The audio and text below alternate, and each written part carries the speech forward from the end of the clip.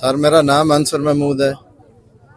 ਅਸੀਂ ਜਿਹੜਾ ਸ਼ਾਦੀ ਦਾ ਇਵੈਂਟ ਕਰ ਰਹੇ ਹਾਂ ਜਨਾਬ, ਸਾਡਾ ਛੋਟਾ ਭਾਈ ਆਕਾਸ਼ ਗੋਂਦਲ ਤੇ ਕੱਲ ਤੋਂ ਮਤਲਬ ਜੋ ਕੋਈ ਸਾਥ ਹੋ ਸਕਦਾ ਹੈ ਅਸਾਂ ਕੀਤਾ ਹੈ। ਕੱਲ ਮਤਲਬ ਸਾਰੇ ਪਿੰਡ ਦੇ ਵਿੱਚ ਖਾਣਾ ਤਕਸੀਮ ਕੀਤਾ ਹੈ। ਉਸ ਤੋਂ ਬਾਅਦ ਇੱਕ ਛੋਟੀ ਜੀ ਖਿਦਮਤ ਸਾਡੀ ਜਿਹੜੀ ਹੈ ਅੱਜ ਦਾ ਜਿਹੜਾ ਦੌਰ ਹੈ, ਮਤਲਬ ਅੱਜ ਦੇ ਜਿਹੜਾ ਦਿਨ ਜਾ ਰਿਹਾ ਗਰੀਬ ਬੰਦੇ ਵਾਸਤੇ ਉਹ ਸ਼ਾਇਦ ਇੱਕ ਮਤਲਬ ਲੀਟਰ ਪੈਟਰੋਲ ਵੀ ਜਿਹੜਾ ਨਹੀਂ ਸਾਰਿਆਂ ਸਾਡੇ ਵਾਸਤੇ ਵੀ ਉਤਨਾ ਹੀ ਮੁਸ਼ਕਿਲ ਹੈ ਜਿਤਨਾ ਗਰੀਬ ਵਾਸਤੇ वो भी मुश्किल है। असा यह सोचा सन अपने भाई की जितनी खुशी है वो वास्ते जो कोई साथ तो बेहतर हो सकता है असी करिए।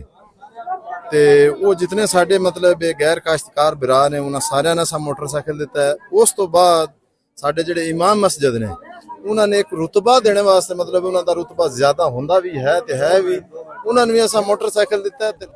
मैं आकाश गोंदल दा कज़न मसेर साहब की शादी है। असी उस मौके पर जोड़ा अपने भाइयों वास्ते जोड़ा मसेर साहब स्पैशली एक कंट्रीब्यूट किया इस खुशी के मौके पर स्कूटर तकसीम किए। अल्लाह ताला इन्हां दा दिता कबूल करे और जोड़ा वो ये मतलब अल्लाह की इनायत है। शुक्र अल्हम्दुलिल्लाह कि असी की देना था वो दिते जो दिता है।